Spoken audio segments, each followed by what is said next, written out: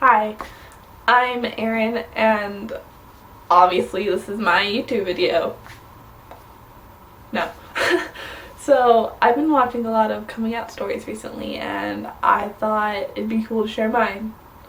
So, mine wasn't a very good coming out. It was kind of really painful and a long process. So, bear with me. So, right now I'm 16.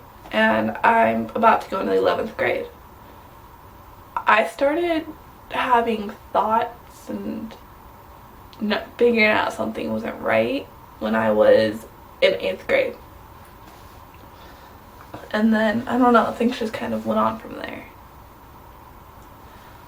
You know, like, I could always be all like, hey, that boy's cute, but I was never, like, attracted to them in that way. I don't know, things went along, things got easier, and then, I don't know, by freshman year, I was pretty much sure, but I knew I had to keep it a secret because I lived in a girls' dorm at a Christian school. Christian school equals homophobic people equals I could have literally got kicked out of school for being gay. So, I don't know, I got kicked out of school anyways, but that's gonna come up later, I guess. So, yeah, I'm about to go into 11th grade and I'm gonna start my 9th school. Yeah, 9th. I don't know, as a kid I got bullied a lot and things were kind of down, but I don't know. So, I got kicked out of school for cutting. A little bit suicidal. And they were making me go to this counselor, and I was talking to her. And I don't know, my mom found out that there was a breakthrough in what we were talking about, and she kept like, what's going on? What's going on? Your counselor's not telling me anything. And I wouldn't tell her. And then one day I was kind of trapped in the laundry room. And she just flat out asked me, are you gay? And I told her I was confused. I lied. But I told her I was confused. And she said, okay. And things moved on. Everything was normal. We didn't talk about it. And I don't know, a few weeks later, she came up to me again. And she started asking these questions and telling me how it's a phase. And I flat out told her, no, Mom, I lied, I'm a lesbian, just drop it. And at this point, she was mad. Then she started going through the Bible and found out every passage she could. She brought up Sodom and Gomorrah. She brought up the perfect wife. She brought up everything she could. And I just kind of sat there and was like, okay, that's your opinion. I believe God still loves me. And she pretty much told me I was wrong. And then, I don't know, things kind of went up from there. Like, she confronted me a few other times. And one time, she asked me if that's why I was cutting. Because if I was gay. And I told her, and I'm like crying at this point, and I told her it's a big part of why I'm cutting, because I know God doesn't love me anymore, and I know that you guys don't accept me. And she flat out told me that that's the good thing,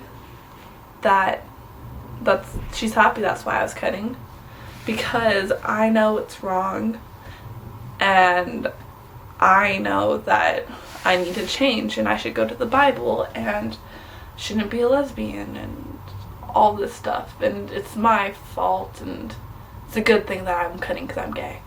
And then a different time she confronted me, this is like a few hours later, and we started talking because, you know, the Prop 8 thing just came back up in California and we were watching that. And I don't know what I said, but I said something. And she goes, You're never allowed to bring a girl home. I don't want to ever meet them. And you're not allowed to get married.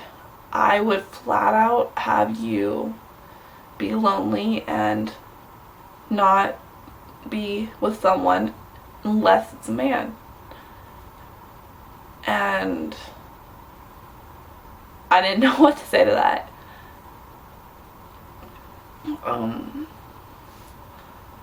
So yeah, she pretty much told me this is not okay. And that was it. And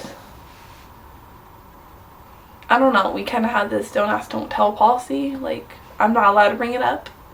We're not allowed to talk about it. And every time something comes on, for instance, the show How I Met Your Mother, they won't watch it because of Barney. That gay character, Neil Patrick Harris, I love him. Oh my god, I love him. They don't watch it because if they do and I start to protest, they start talking about how he's flaunting his sexuality, and if he has to make that choice in his life, then he should be quiet about it. And that's why they hate Ellen too, and they're my favorite people, so we just don't get along. But I don't know, like, I guess I'm fine now. I'm out to a few of my friends. In fact, I actually just found out one of my best friends from my Christian school's bi now. Who knew? So yeah, apparently everyone up in that little school is secrets. But yeah, so my coming out wasn't the best. Kind of really sucked. In fact, it still sucks. Because now I know I can never come out to anyone else in my family.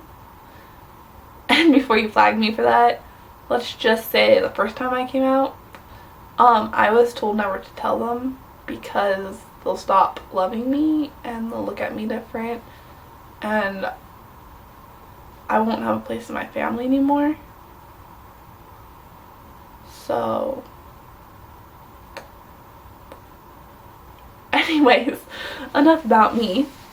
I just felt like sharing my little coming out story with you because, I don't know, I was inspired by everyone online, and I want people to know that even though coming out for me really sucked, that, I don't know, it gets better, and not everyone has a happy coming out, and you shouldn't come out until you're ready. Like, you have a good support system. Like, I don't know what I wouldn't do without my best friend. He's seriously the best guy ever. He's my gay best friend, and he helps me a lot because he's not out of the closet either.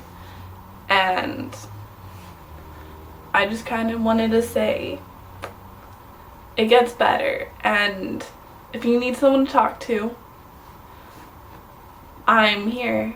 Like, I don't really know how else to say that except for I know what it's like to be judged and to not feel accepted where you're supposed to be accepted, and I know what it's like to want to die because of it.